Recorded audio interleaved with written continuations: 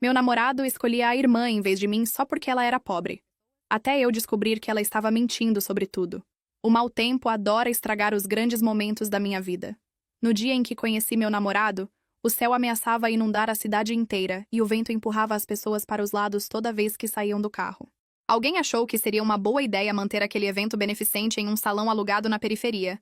Então lá estava eu, com um vestido de brechó segurando um copo plástico de refrigerante sem gás, fingindo que não estava morrendo de frio toda vez que a porta abria e entrava outra lufada de ar com o próximo grupo de pessoas. Meu nome é Karen, a propósito, e naquela época eu era a rainha de fingir que estava tudo bem, mesmo quando minha vida parecia um eterno malabarismo. Eu trabalhava como assistente de escritório em uma clínica pequena. Alugava um apartamento minúsculo que cheirava a comida de outra pessoa.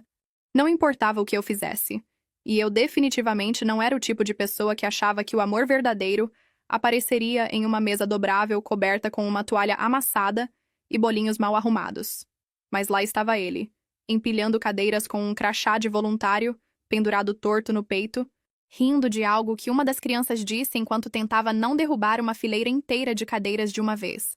Ele veio até mim quando me viu sozinha perto da mesa de lanches. Perguntou se eu queria ajuda para abrir uma das garrafas de bebida teimosas, e eu brinquei que, se a garrafa não queria ser aberta, talvez soubesse de algo que eu não sabia. Ele riu como se eu fosse realmente engraçada e não apenas nervosa. Acabamos conversando por horas enquanto a tempestade uivava lá fora, as pessoas iam e vinham, e os organizadores discutiam em voz alta se deveriam encerrar o evento mais cedo antes que o carro de alguém fosse levado por uma vala. Lembro-me de pensar que parecia estranhamente fácil conversar com ele, como se eu já o conhecesse há anos e tivesse esquecido.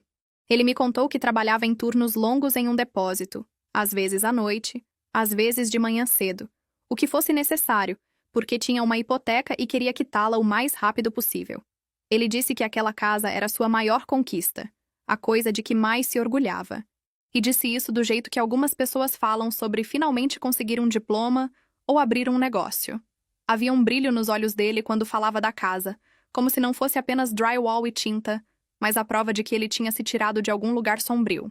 Descobri que lugar sombrio era esse mais tarde naquela noite, quando finalmente conheci a irmã dele. Ele não tocou no assunto de imediato. Já tínhamos nos adicionado em uma rede social, trocado números, prometido que nos veríamos de novo quando o tempo parasse de tentar matar todo mundo, e então ele a mencionou quase como um pensamento tardio.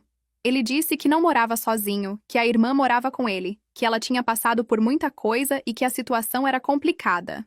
Ele disse complicada do jeito que as pessoas dizem quando esperam que você não faça perguntas. Eu não insisti. Eu tinha minhas próprias pessoas complicadas. Eu sabia como era ter aquele parente cujo nome te deixava um pouco tensa, porque você nunca sabia em que estado a pessoa estaria quando você passasse pela porta.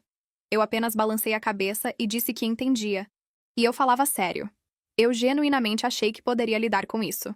Eu ainda não tinha percebido que a casa que ele tanto amava era basicamente um palco, onde sua família inteira estava encenando a mesma peça doentia há anos. E eu estava prestes a entrar como a personagem nova para quem ninguém queria reescrever o roteiro. Começamos a namorar alguns dias depois. A tempestade passou, as estradas ficaram limpas, e nossas mensagens viraram ligações e depois passeios de carro tarde da noite, onde ele me buscava depois do trabalho, ainda de uniforme, com os olhos cansados mas brilhantes quando olhava para mim. Ele me contava histórias sobre trabalhar turnos duplos para economizar para a entrada da casa, sobre dormir no carro entre os turnos enquanto os amigos saíam para festas. Eu falava do meu apartamento sem graça e do meu trabalho ainda mais sem graça, sobre como eu sempre senti que estava esperando minha vida real começar. A primeira vez que ele me convidou para ver a casa, ele parecia quase tímido quando me entregou a chave reserva que tinha feito só para mim. Ele disse isso como se importasse, como se uma chave reserva significasse algo maior do que apenas metal e dentes e um lugar para pendurá-la. Lembro-me de estar na varanda da frente, olhando para o tipo de casa pela qual eu costumava passar de carro e presumir que não pertencia a pessoas como eu. Não era uma mansão, nada disso, apenas uma casa de 3 quartos em um bairro tranquilo, com árvores alinhadas na rua e crianças andando de bicicleta em círculos no cul-de-sac. Mas para ele era tudo. E parada ali, ouvindo ele falar sobre quanto tempo levou para consertar a cerca e como estava orgulhoso do telhado novo, comecei a me sentir protetora em relação a ela também, embora meu nome não estivesse nem perto da papelada. A irmã veio à porta antes mesmo de eu entrar. Ela abriu pela metade. Me olhou de cima a baixo em uma varredura lenta, que me deixou subitamente muito consciente dos meus sapatos baratos e do jeito que meu cabelo tinha ficado crespo por causa da umidade. Ela tinha aquele tipo de postura que diz, sem uma palavra, que ela acredita que aquele é o território dela. Ela não sorriu. Não se apresentou. Apenas olhou para o irmão, depois para a mão que ele tinha nas minhas costas, e disse com uma voz monótona que o jantar já estava no forno e que eles poderiam, por favor, não fazer bagunça na cozinha. Ele disse meu nome e disse que eu era a pessoa de quem ele estava falando. Ela assentiu, ainda sem sorrir, e se afastou apenas o suficiente para passarmos. Eu nunca na minha vida senti tanta hostilidade em um corredor. Era como caminhar por teias de aranha invisíveis. Tentei ignorar. As pessoas têm dias ruins. Talvez ela estivesse cansada. Talvez estivesse ansiosa. Talvez a história que ele ainda não tinha me contado fosse mais pesada do que eu imaginava. Sentamos na sala e tentei olhar para a casa através dos olhos dele. Os móveis eram simples, mas limpos. As paredes pintadas de uma cor neutra e havia fotos emolduradas em cada superfície. Em quase todas, eram ele e ela. Idades diferentes, cortes de cabelo diferentes. Às vezes uma terceira pessoa, às vezes não, mas sempre eles. Não havia fotos de mais ninguém. Sem pais na lareira. Sem primos. Sem ex-namoradas. Apenas ele e a irmã presos no tempo repetidas vezes. Ela sentou na poltrona à nossa frente e começou a fazer perguntas em um tom estranhamente educado, mas afiado. Onde eu trabalhava? Quanto eu ganhava? Se eu morava sozinha? Há quanto tempo eu morava na cidade? Se eu tinha dívidas? Ela nem tentou ser sutil. Parecia uma entrevista de emprego onde o cargo era ganhar acesso à vida do irmão dela. E eu via ele se mexendo desconfortável ao meu lado. Mas ele não a interrompeu. Ele respondeu por mim algumas vezes, tentando levar a conversa para algo mais leve, mas ela sempre voltava para dinheiro, estabilidade, quais eram meus planos a longo prazo. Quando eu disse que, eventualmente, queria sair do meu apartamento e talvez comprar algo pequeno para mim, ela deu um sorrisinho e disse que comprar imóveis não era para todo mundo. Ela disse isso como se eu tivesse afirmado que queria colonizar outro planeta.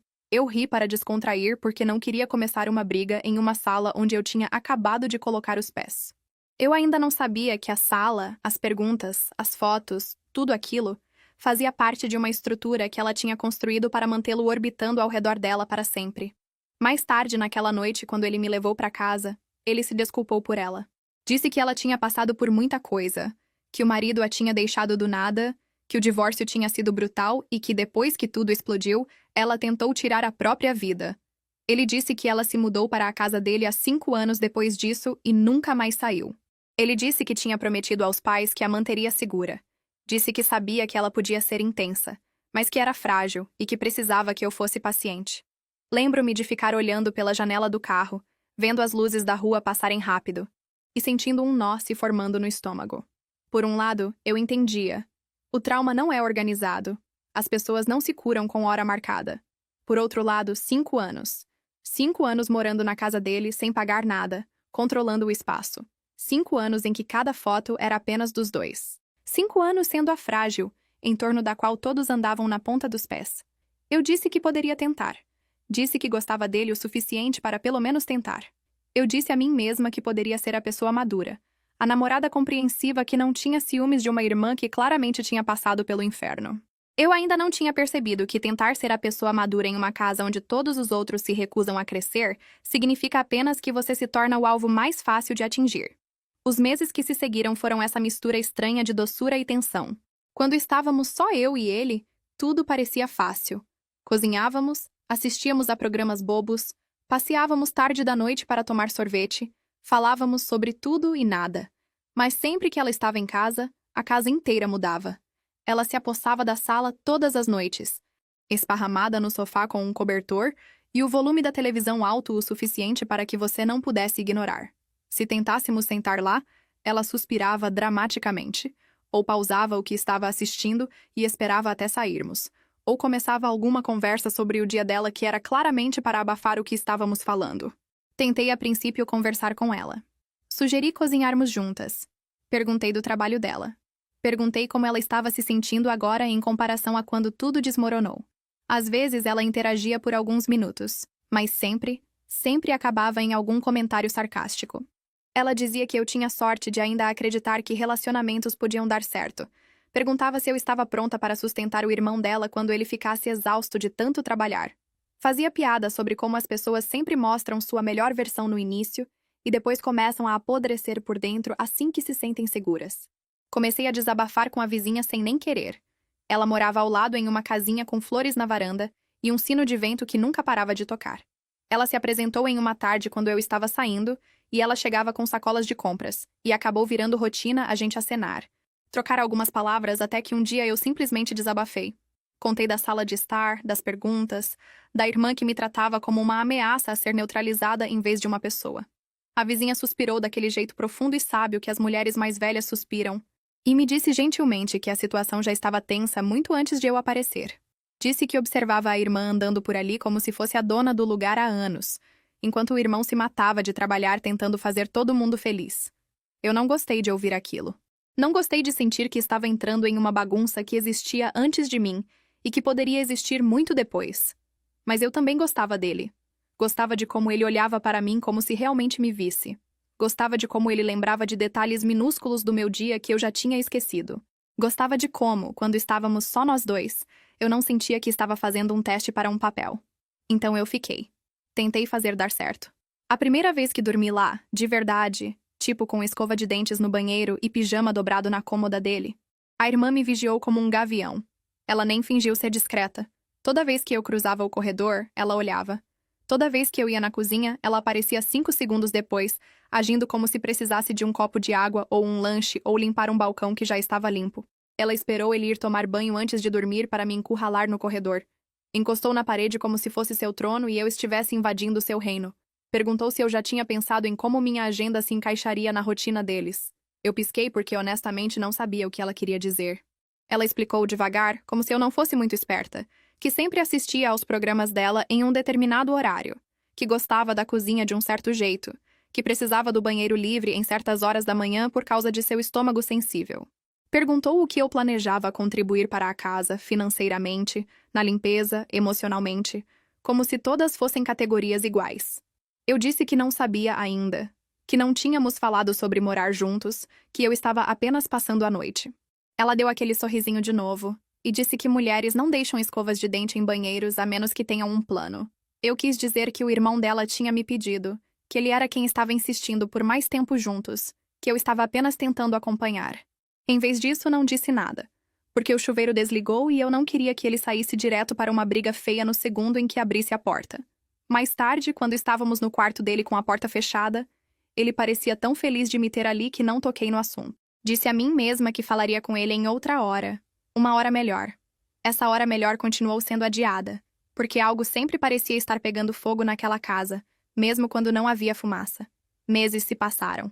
Entramos em um ritmo que não parecia meu, mas tentei me encaixar mesmo assim. Acostumei-me a falar baixo depois de um certo horário porque ela dizia ter sono leve. Acostumei-me a lidar com o humor dela quando eu precisava usar a máquina de lavar. Acostumei-me a sentar na beira da cama dele em vez de no sofá se ela já estivesse esparramada lá, mesmo quando estava claramente apenas rolando o celular com a televisão ligada de fundo. A primeira grande sabotagem veio em uma noite que deveria ser romântica. Ele tinha realmente planejado algo.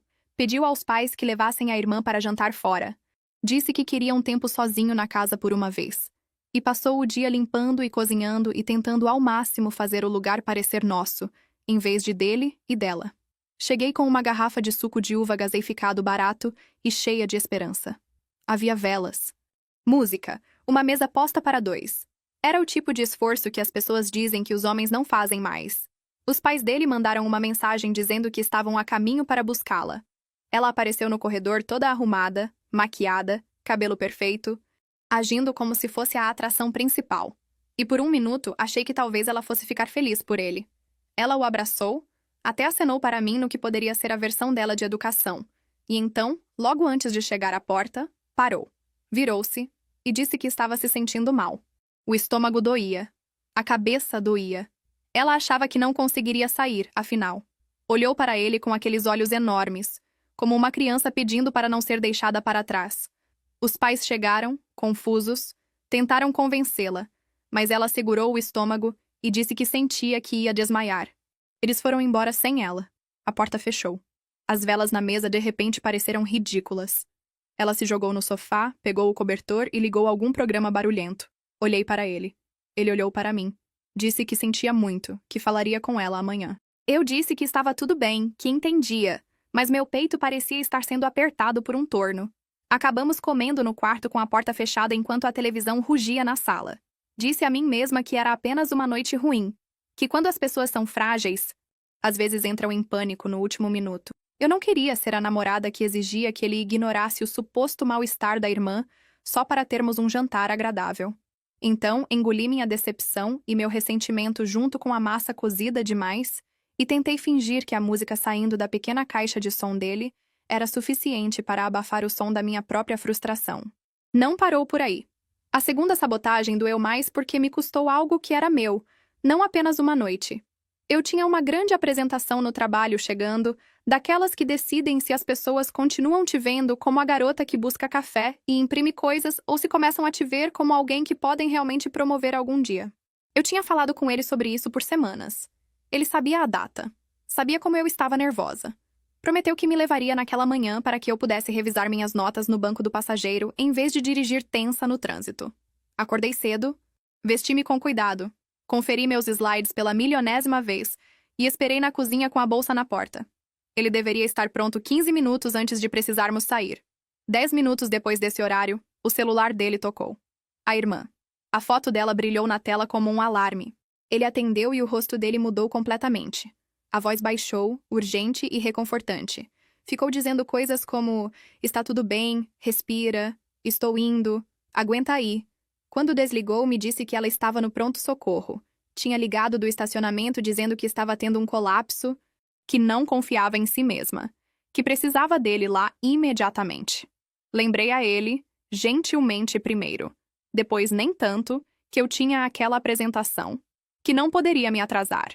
Ele pareceu dividido por uns 3 segundos. Depois disse que poderia me deixar primeiro, mas as mãos já estavam pegando as chaves como se o corpo tivesse decidido antes do cérebro. O hospital ficava na direção oposta ao meu trabalho. Vi o cálculo no rosto dele. Me disse que sentia muito, que tinha que ir, que eu daria um jeito. Disse: Uber, ônibus, qualquer coisa. Assisti ele sair, vi o carro virar a esquina, e então fiquei ali na cozinha me sentindo uma idiota de blazer. Acabei esperando por um Uber que demorou uma eternidade por causa da hora do rush. E quando cheguei no trabalho, a apresentação já tinha começado sem mim. Outra pessoa assumiu. Minha chefe me deu aquele olhar de decepção que diz sem palavras que talvez eu não seja tão confiável quanto ela pensava. Mais tarde naquele dia, ele chegou em casa com a irmã e ela parecia totalmente bem. Sem olhos inchados, sem pulseira de hospital, sem evidência de ter sido atendida por ninguém médico. Disse que só precisou ser avaliada, mas que a liberaram porque a sala de espera estava muito cheia. Disse isso com uma voz leve, como se não tivesse feito nada de errado. Quando perguntei qual médico ela tinha visto, ela não soube dar um nome. Meu mundo caiu. Tentei explicar para ele o que me custou perder aquela apresentação. Tentei dizer que estar lá por ela não precisava significar largar tudo toda vez que ela estalasse os dedos. Ele ficou defensivo instantaneamente. Disse que ela nunca mentiria sobre algo assim, não depois de tudo o que passou. Disse que eu estava sendo cruel. Cruel. Aquela palavra doeu mais do que eu esperava. Tivemos nossa primeira briga aos gritos naquela noite. Eu não lidei bem. Disse coisas como: talvez você não esteja pronto para ter uma parceira. Talvez você ainda seja casado com o trauma da sua irmã. Ele disse que eu era egoísta, que só me importava com minha carreira, que a família venha em primeiro lugar. Gritei de volta que eu também tinha uma família, que meu futuro importava, que eu não ia ser a terceira roda no meu próprio relacionamento. Ele dormiu no sofá naquela noite, o que era ridículo porque a irmã já estava lá. Ela sumiu para o quarto quando começamos a gritar, mas eu sabia que ela ouviu cada palavra. No dia seguinte, houve novos sussurros. Os pais dele ligaram, com vozes tensas, perguntando o que aconteceu, dizendo que ouviram que eu tinha acusado a filha deles de fingir uma crise de saúde mental. Aparentemente, a irmã já tinha contado a versão dela antes mesmo da briga esfriar. De repente, eu era a namorada insensível que não entendia transtornos mentais, que se importava mais com uma apresentação de trabalho do que com uma possível recaída. Senti minha realidade escorregando. Eu sabia o que tinha visto. Sabia como ela soava no telefone, como entrou em casa depois, totalmente composta, não como alguém que acabou de ter um episódio grave. Mas eu não podia provar nada disso sem parecer um monstro. Comecei a sentir que estava perdendo não apenas a casa, mas a confiança nos meus próprios instintos. Houve mais pequenas coisas depois disso. Minhas coisas eram movidas, ligeiramente, de maneiras que me faziam sentir que eu estava ficando louca. Eu colocava minha caneca favorita no balcão e a encontrava horas depois no armário, atrás de outras xícaras. Meu carregador de celular sumia do meu lado da cama e reaparecia enrolado ordenadamente na sala.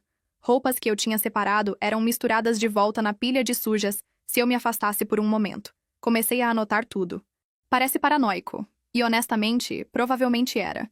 Mas eu precisava de algo no papel para me lembrar que eu não estava inventando aquilo. Anotei datas, horários, o que tinha mudado, o que tinha sido dito. Documentei a noite em que ela interrompeu uma conversa sobre noivado entrando na sala como se tivesse ouvido uma sirene. Aquele foi o próximo grande estouro. Ele e eu estávamos deitados na cama, conversando baixo sobre o futuro, sobre talvez casar, que tipo de cerimônia quereríamos. Não vimos a sombra dela no corredor. Não ouvimos o rangido do chão. Ela estava simplesmente ali na porta, de olhos arregalados, como se tivesse flagrado algo obsceno em vez de dois adultos falando sobre suas vidas. Ela foi direto para a raiva. Não houve preliminares. Em um minuto era um fantasma silencioso, no outro estava gritando que ele não podia fazer aquilo com ela, que ele a estava abandonando como o ex dele fez, que ele sabia que ela não estava pronta para morar sozinha. Ela me acusou de usá-lo por dinheiro, de ter planejado aquilo desde o momento em que vi a casa. Gritou que tudo de bom naquele lugar veio do suor dele, e que não deixaria uma estranha entrar e tomar tudo. Eu perdi a paciência. Eu sei que perdi. Disse, em uma voz muito calma que não combinava com o fogo no meu peito, que ela morava ali há 5 anos, sem pagar uma única conta, e que, se alguém estava se aproveitando, não era eu. Ela ficou em silêncio por um breve instante, como se as palavras a tivessem esbofeteado fisicamente. E então começou a chorar. Um choro alto, feio, do tipo que faz qualquer um que presencia se sentir o vilão. Ela correu para o quarto. Ele correu atrás dela. Sentei na cama, encarei a parede e me perguntei como eu tinha me tornado a pessoa ruim em uma história em que eu estava apenas tentando construir uma vida com alguém. Mais tarde, ele voltou exausto. Disse que ela estava calma agora, que só precisava de tempo para se adaptar. Pediu para eu não tocar mais no assunto das contas porque era um tópico sensível. Sensível. Morar de graça por meia década enquanto seu irmão se acaba de trabalhar em um depósito é sensível. Tentei, depois disso, me afastar emocionalmente. Mantive minha guarda alta. Parei de compartilhar tanto de mim como antes. Mas sentimentos não são torneiras que você simplesmente fecha. Ele me pediu em casamento discretamente alguns meses depois, durante um jantar simples. Nada extravagante, nenhum grande espetáculo, apenas ele do outro lado da mesa, com as mãos tremendo um pouco enquanto segurava um anel pequeno e perguntava se eu ainda queria fazer aquilo com ele, apesar de tudo. Eu disse sim, porque é claro que queria. Apesar de todos os seus pontos cegos, de toda a sua covardia em confrontar a irmã, ele me amava. Eu sentia isso. Eu acreditava nisso. Achei que talvez, com o noivado oficial, ele finalmente estabeleceria alguns limites. Subestimei o quão profunda era a culpa dele. Quanto poder a irmã tinha sobre essa culpa. Quando chegamos em casa naquela noite, com o noivado ainda novo e brilhando no meu dedo, ela estava esperando. Claramente estivera sentada perto da janela, porque abriu a porta antes mesmo de chegarmos. Viu o anel antes de dizermos qualquer coisa.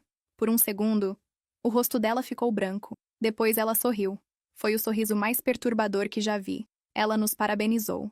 Abraçou ele, disse que estava feliz por ele, que ele merecia felicidade. Até me abraçou brevemente, com as mãos frias nas minhas costas. Disse que ficaria fora do nosso caminho e nos deixaria planejar. Voltou para o quarto e fechou a porta suavemente, e senti um calafrio que o aquecedor não conseguia curar. Por um tempo depois disso, ela agiu com educação. Perguntava sobre locais, datas, esquemas de cores. Oferecia ajuda com as decorações. Quase me pegou. Quase me deixei acreditar que ela tinha mudado. Então as pequenas sabotagens voltaram, com roupas novas. Ela marcava reformas barulhentas na casa exatamente quando tínhamos visitas virtuais com locais de festa potenciais. Pegava o carro emprestado sem pedir nos dias em que precisávamos resolver coisas do casamento, e depois alegava que tinha esquecido o compromisso. Continuei anotando tudo. Comecei a tirar fotos. Recibos deixados no balcão que não batiam com a história que ela contava. Correspondência bancária que ela deixou aberta no lixo, mencionando limites aumentados por causa de saldos altos. Um comentário casual de uma vizinha sobre tê-la visto dirigindo um sedã que parecia novo saindo de um estacionamento brilhante perto do centro. O quebra-cabeça tomou forma lentamente. Ela não estava sem dinheiro. Não era desamparada. Tinha um emprego de tempo integral em uma empresa do outro lado da cidade. Não os turnos ocasionais que ela descrevia. Aquele emprego pagava bem, de acordo com todas as buscas de faixa salarial que fiz no celular tarde da noite na cama. Ela tinha seu próprio dinheiro. Tinha há algum tempo. Mostrei tudo para ele. Esperei até ele estar calmo, até a irmã estar fora de casa, até termos tempo suficiente para sentar. Espalhei as fotos, as notas, as impressões. Contei o que notei, o que aprendi, o que a vizinha tinha dito. Vi a cor sumir do rosto dele. Vi as mãos dele tremerem. A princípio ele tentou racionalizar. Talvez ela tivesse dívidas que eu não conhecia. Talvez o carro fosse alugado pela empresa. Talvez a carta do banco fosse um erro. Mas quanto mais ele olhava, mais as rachaduras apareciam. Havia padrões que ele não podia ignorar. Havia números que não somavam desamparo. Ele ficou quieto de um jeito que eu nunca tinha visto. Não o silêncio de quem evita uma briga, mas o silêncio frágil de quem percebe que sua realidade inteira pode ter sido construída sobre uma história que outra pessoa contou. Disse que precisava falar com ela. Eu disse que achava que ele precisava mesmo. O confronto que se seguiu pareceu assistir a uma peça do fundo do teatro. Eu conseguia ouvir tudo através das paredes finas. Ele fez perguntas calmas no início. Ela desviou. Ele insistiu. Ela chorou. Gritou. Acusou-me de colocá-lo contra ela. Disse que ele era a única pessoa que sempre esteve lá por ela, e que agora ele a estava abandonando como o ex dela. Ele não recuou desta vez. Não sei se foi a evidência na frente dele ou se apenas chegou a algum limite. Mas ele disse a ela que as coisas tinham que mudar. Deu um prazo. 60 dias para ela encontrar um lugar próprio. 60 dias dele ainda ajudando com as contas, com a mudança, com o que ela precisasse para começar. Mas depois disso, ela teria que ir. Ela reagiu como se ele a tivesse sentenciado ao exílio. Ligou para os pais, soluçando no telefone alto o suficiente para qualquer um na rua ouvir. Disse a eles que ele estava sem coração agora, que a namorada o tinha envenenado, que ninguém se importava se ela vivia ou morria. Eles vieram naquele fim de semana prontos para acalmar as coisas e, por uma vez, o universo me fez um pequeno favor. Eles viram a correspondência bancária, viram o carro, ouviram o comentário da vizinha, ouviram ele quando ele expôs tudo. Houve aquele momento na sala onde os 4 estavam parados, e eu na porta, meio dentro, meio fora, me sentindo uma intrusa em uma guerra familiar. A mãe olhou para a irmã e perguntou, na lata, como ela pagava aquele carro se não tinha dinheiro. A irmã gaguejou. O pai franziu a testa. A narrativa que ela construiu por 5 anos começou a desmoronar ali mesmo no tapete bege. O melhor amigo dele apareceu então, como um tipo de mensageiro caótico. Tinha passado para dar um oi e foi puxado para a bagunça em um piscar de olhos. Sentou-se, ouviu e disse o que ninguém mais queria dizer em voz alta. Contou que já tinha visto aquilo antes. Disse que a filha deles tinha arruinado 2 relacionamentos sérios no passado, usando os mesmos truques. Disse que ela tinha aprendido que, se sussurrasse sobre se sentir instável, todos largariam tudo para servi-la. Foi brutal. Foi também a verdade. O prazo foi mantido. 60 dias. Ela passou a me odiar abertamente. Chega de máscaras educadas, chega de agir como frágil quando eu estava por perto. Batia portas, batia armários, fazia questão que eu soubesse exatamente o quanto ela me culpava por tudo. Comecei a manter minha mala arrumada debaixo da cama, por precaução. Uma semana antes do prazo, ela subitamente ficou doente. Dores de estômago misteriosas, idas ao pronto-socorro tarde da noite, postagens vagas naquela rede social sobre ser forçada a sair enquanto estava doente. Mandou mensagens para ele dizendo que se algo acontecesse com ela, seria culpa da consciência dele. Ligou para parentes com quem não falavam há anos e contou uma versão distorcida da história. O prazo veio e passou. Ela ainda estava no quarto, ainda usando o banheiro para banhos longos em horários inconvenientes. Ainda deixando bilhetes passivo-agressivos sobre louça na pia. Ele hesitou. Eu via isso. A culpa estava com as mãos no pescoço dele de novo. Eu quebrei antes dele. Arrumei uma mala em uma tarde enquanto ele estava no trabalho. Escrevi um bilhete curto e deixei no travesseiro dele. Fui até a vizinha e bati na porta com a voz tremendo, perguntando se eu poderia ficar com ela por um tempo. Ela nem piscou. Arrumou a cama de hóspedes, me deu uma caneca de chá e disse que eu não precisava explicar nada até estar pronta. Ele apareceu 2 dias depois com cara de quem não dormia. Sentou à mesa da cozinha da vizinha e me disse que finalmente tinha começado o processo legal. Havia formulários. Haveria uma audiência. Levaria tempo, mas estava acontecendo. Disse que não suportaria a ideia de eu construir uma vida em qualquer outro lugar, enquanto a irmã dele estrangulava lentamente o futuro dele naquela casa. As semanas que se seguiram foram lentas e cruéis. A irmã fez de tudo para tornar o ambiente insuportável antes de sair. Roupas estragadas por alvejante aparecendo misteriosamente na lavanderia. Riscos profundos cavados no chão de madeira do quarto. Um prato sentimental que pertenceu à avó deles quebrado no balcão com um bilhete dizendo "Acidentes acontecem". Ele documentou tudo. Fotos, datas, tudo, porque o advogado o orientou.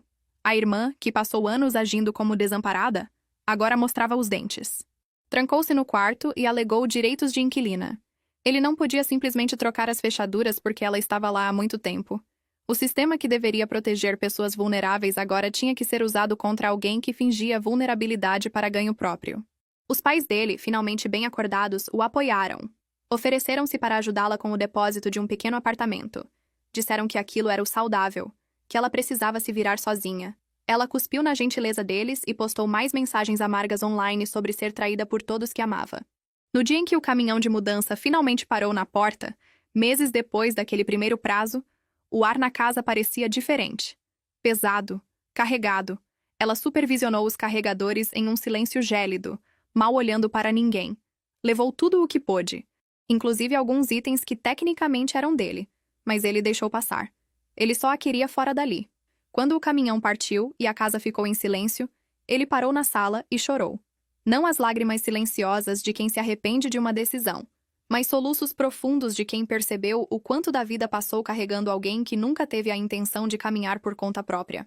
Fiquei ali com ele, sem saber direito o que dizer. Meu próprio alívio misturado com um luto estranho por um relacionamento que tinha sido danificado além do reparo. Pintamos as paredes algumas semanas depois. Cores novas, arranjos de móveis novos. Pequenas mudanças que pareciam maiores do que eram. Tiramos a maioria das fotos e as substituímos lentamente por novas. Não só nossas, mas de amigos, dos pais dele, de jantares e feriados que não terminavam em discussões aos gritos. A casa começou a parecer mais leve, como se finalmente tivesse permissão para ser o que queria ser o tempo todo. Um lar, não uma cela de detenção. A mãe dele me procurou separadamente um dia e perguntou se poderíamos nos encontrar para um café. Pediu desculpas por não ter percebido as coisas antes, por acreditar na performance da filha, em vez da realidade silenciosa que eu estava vivendo. Admitiu que teve medo de que confrontar uma filha significasse perdê-la inteiramente, e ao tentar salvá-la, quase custaram o futuro do filho. Eu disse que entendia mais do que ela imaginava. Disse que sabia como era andar na ponta dos pés em volta de alguém que fazia da sua dor a desculpa de todos os outros. Também disse que a compreensão não apagava o estrago. Nós duas concordamos com isso. Algumas coisas você reconhece. Trabalha para superar. Segue em frente, mas elas ainda deixam marcas. Acabamos nos casando. Menor do que o planejado originalmente. Mais íntimo. Menos pessoas. Mais limites. Convidamos a irmã dele porque eu não queria ser a razão de o relacionamento deles continuar permanentemente rompido se houvesse qualquer chance, por menor que fosse, de algo suavizar mais tarde. Ela mandou uma mensagem curta dizendo que tentaria ir. No dia, não apareceu. Em vez disso, mandou um texto longo e desconexo sobre como ver ele seguir em frente sem ela era doloroso demais, sobre como ela sempre sentiria que ele a tinha trocado. Ele leu uma vez, guardou o celular no bolso e voltou para a pista de dança. Não falamos mais nisso naquela noite. Às vezes, quando a casa está silenciosa e o único som é o zumbido da geladeira e o barulho distante de um carro passando tarde da noite, penso em quão perto estive de ir embora de vez. Penso nas versões de mim que vivem em outras linhas do tempo. As que não ficaram. As que ficaram mas nunca falaram. As que viraram sombras em corredores andando na ponta dos pés em volta do vulcão de outra pessoa. Nesta aqui, eu fiquei. Mas também estabeleci um limite. Saí quando tive que sair. Fiz ele escolher, não entre mim e a irmã, mas entre viver no passado e construir um futuro de verdade. Ainda parece bagunçado. Ainda dói às vezes. Feridas familiares não fecham só porque as pessoas se mudam. Mas quando acordo naquela casa agora, não me sinto como uma convidada no drama de outra pessoa. Sinto que ela é minha também. Não apenas porque tem um anel no meu dedo ou meu nome em algum papel agora, mas porque lutei por ela. Porque parei de deixar o trauma de outra pessoa ocupar cada centímetro de espaço. Porque finalmente acreditei que minha sanidade, minha carreira, meus pequenos sonhos de ter uma casa que cheirasse a minha própria comida valiam a pena ser protegidos. As pessoas gostam de dizer que as casas lembram o que acontece dentro delas. Se isso for verdade, então esta casa lembra as noites de portas batidas e ameaças sussurradas e lágrimas silenciosas. Lembra o jeito que a culpa ecoava mais alto do que qualquer argumento. Mas gosto de pensar que ela também lembra a primeira vez que sentei no sofá depois que ela foi embora, com as pernas encolhidas, cabelo bagunçado, comendo sobras direto do pote, rindo com ele de algum programa estúpido, e sentindo pela primeira vez que as paredes não estavam se fechando, mas se abrindo. Talvez um dia ela consiga ajuda de verdade. Talvez descubra como viver sem precisar de alguém para segurá-la como um emprego permanente. Talvez ela me odeie para sempre. Essa parte não faz mais parte da minha história. O que eu sei é que entrei em uma casa que já era assombrada por uma pessoa viva. E, de algum jeito, com muitos gritos, muito choro e a assinatura de um juiz, conseguimos deixar aquele fantasma ir. Não é um final perfeito. Não tem um grande abraço em grupo, nem uma família magicamente curada. Somos apenas nós, em uma casa pequena em uma rua tranquila, pagando as contas, discutindo por coisas bobas como quem deixou uma toalha molhada na cama, fazendo as pazes, aprendendo a ser parceiros sem terceiros, sequestrando cada decisão. É apenas a vida real, que é bagunçada e mesquinha e dolorosa.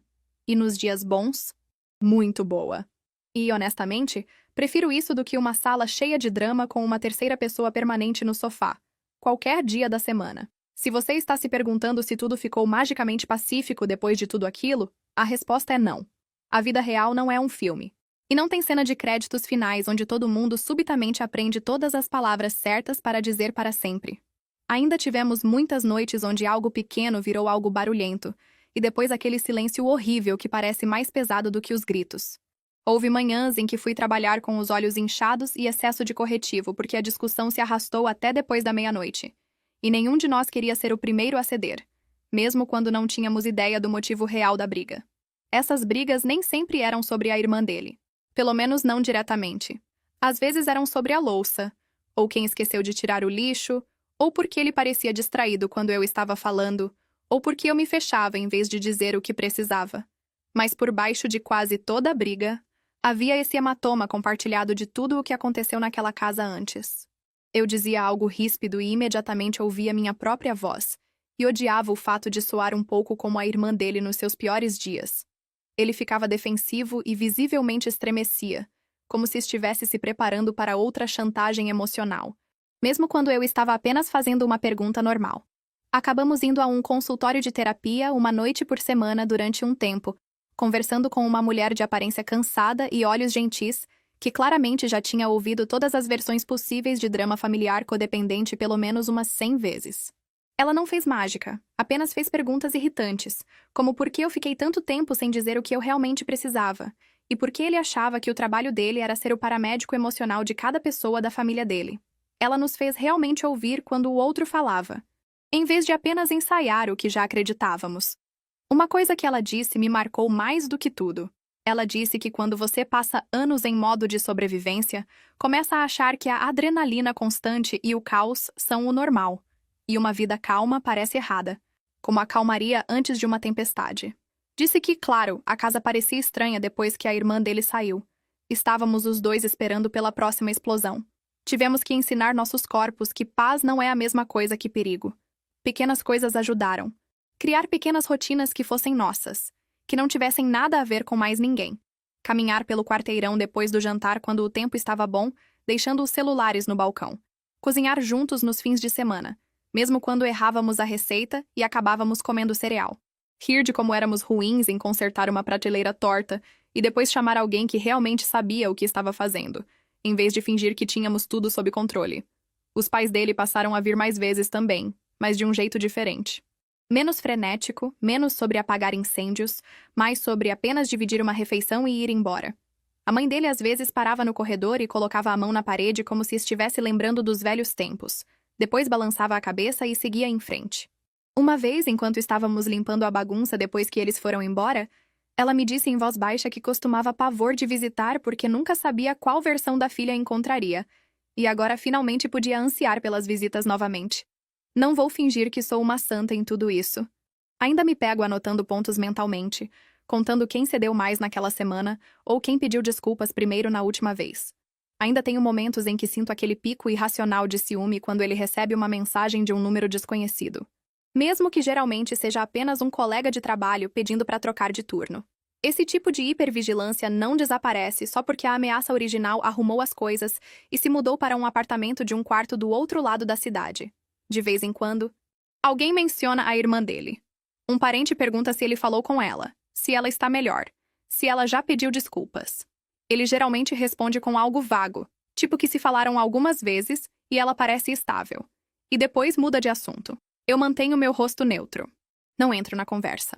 O nome dela ainda parece um gatilho puxado em câmera lenta. Houve uma mensagem que ela mandou meses depois do casamento que eu nunca contei para ninguém.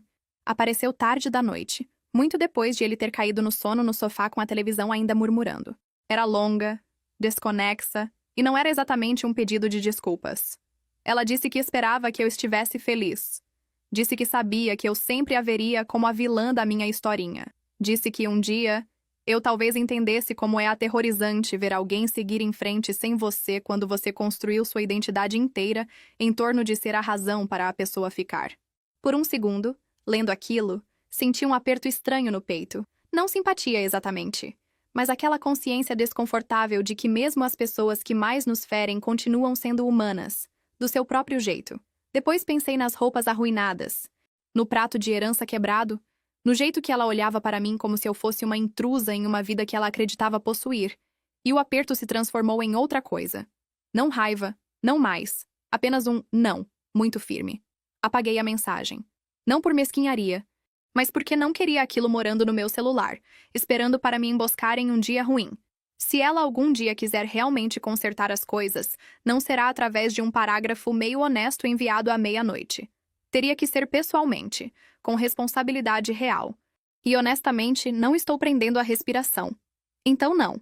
Esta não é uma história inspiradora com uma moral bonitinha e música suave sumindo enquanto todos se abraçam. Sou apenas eu, sentada à mesa da cozinha com uma xícara de café morno, contando como uma mulher que era basicamente uma convidada permanente na casa do irmão, quase se tornou a personagem principal do meu relacionamento. Sou eu admitindo que fiquei mais tempo do que muita gente acha que ficaria, que ignorei sinais de alerta porque eu amava, que perdi partes de mim no processo e tive que recuperá-las pedaço por pedaço. Se houver algo perto de um aprendizado aqui, é isso. Uma casa não é um lar, só porque alguém se matou de trabalhar para pagá-la. Ela se torna um lar quando as pessoas dentro dela param de tratar a culpa como uma hipoteca e começam a tratar o respeito como uma conta inegociável. Ainda atrasamos esse pagamento às vezes. Ainda erramos. Mas pelo menos agora, quando o vento uiva lá fora e o tempo fica estranho, eu não me preparo imediatamente para uma nova tempestade interna. Apenas verifico a previsão, fecho as janelas e me lembro de que, desta vez, se algo parecer errado, tenho permissão para dizer em voz alta antes que o lugar todo inunde de novo. O que eu nem sempre conto às pessoas, quando conto essa história em voz alta, é como o silêncio pareceu estranho nos meses logo após a partida dela.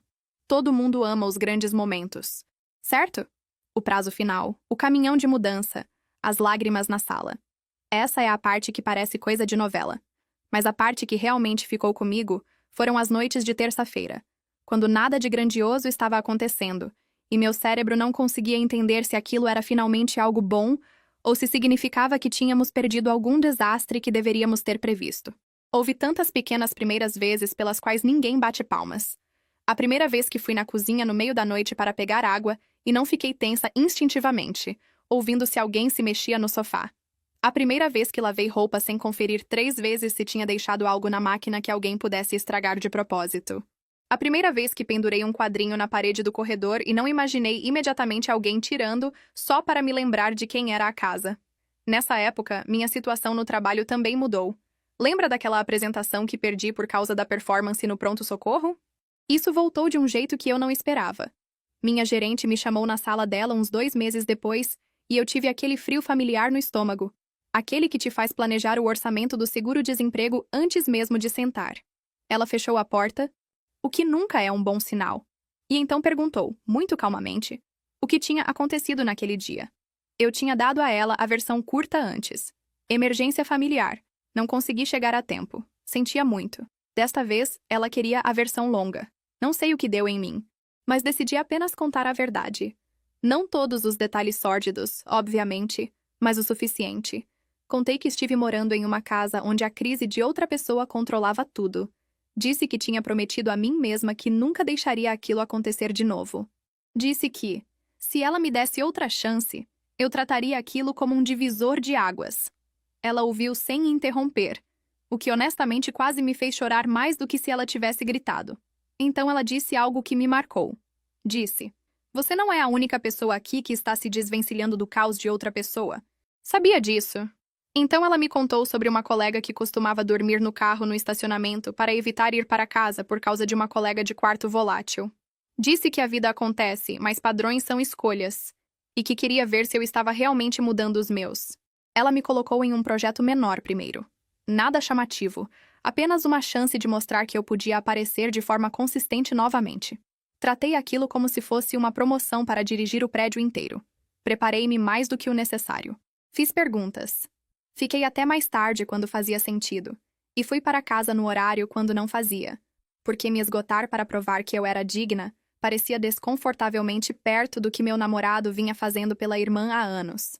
Aos poucos, ela começou a confiar em mim de novo. Ganhei mais responsabilidade. Houve um dia, cerca de 1 ano depois de todo o desastre do pronto-socorro, em que ela passou pela minha mesa e disse que estava feliz por eu ter aguentado firme em vez de desistir ou deixar as coisas desmoronarem.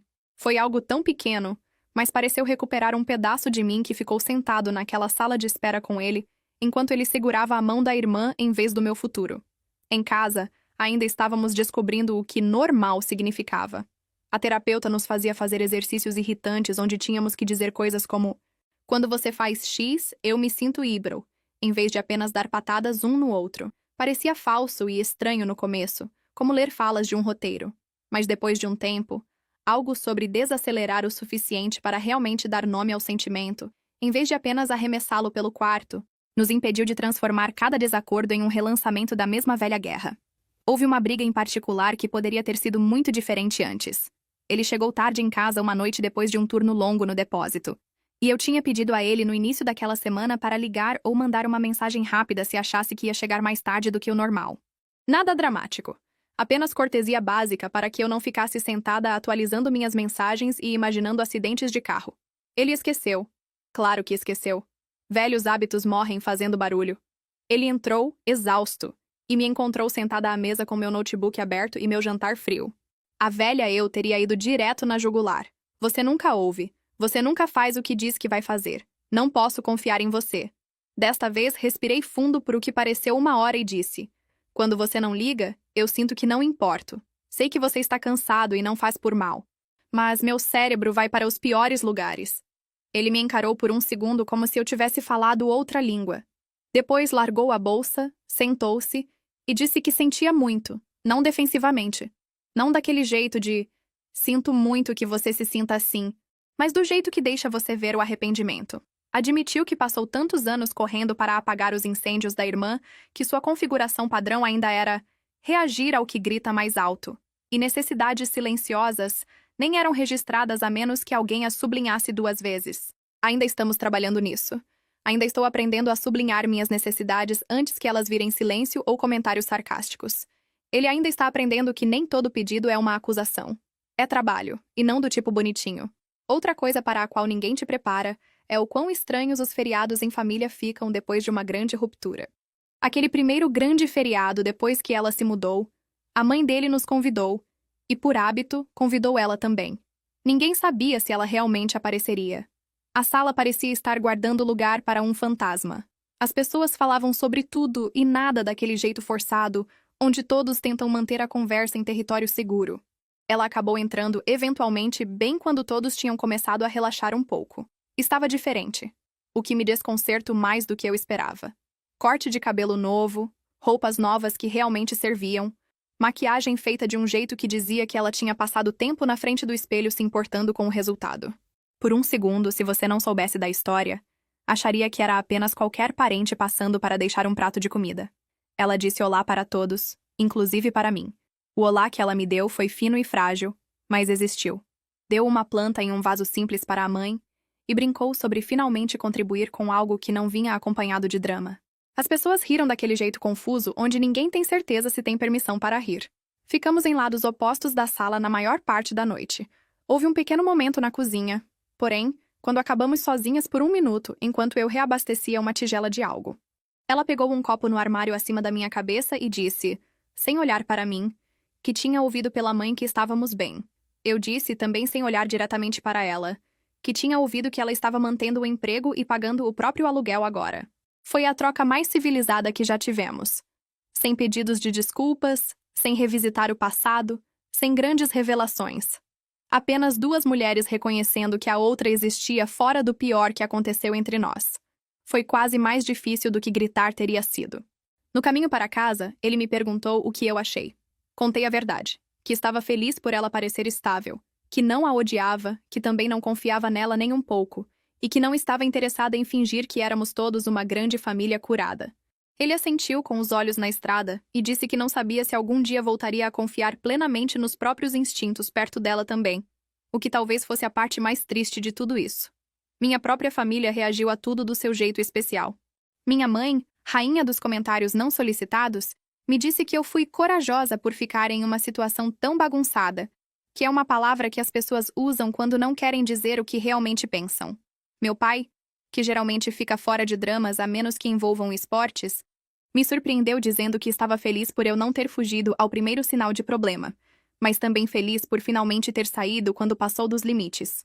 Foi o mais próximo de equilíbrio que ouvi de qualquer pessoa sobre o assunto. Uma noite, meses depois da audiência judicial e da mudança e do casamento e de tudo, eu estava sentada no sofá rolando aquela mesma rede social onde ela tinha postado suas mensagens de vítima. Vi uma foto de um pôr do sol que ela tinha colocado, com uma legenda sobre novos começos e aprender a ficar sozinha.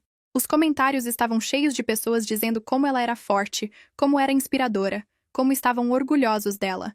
A eu do passado teria jogado o celular do outro lado da sala. Desta vez, apenas o coloquei de lado e encostei a cabeça no sofá. Percebi que não precisava mais da internet para saber quem era a vítima real. Não precisava que estranhos validassem que eu não tinha ficado louca, que a manipulação tinha sido real. Eu tinha a sala vazia como prova.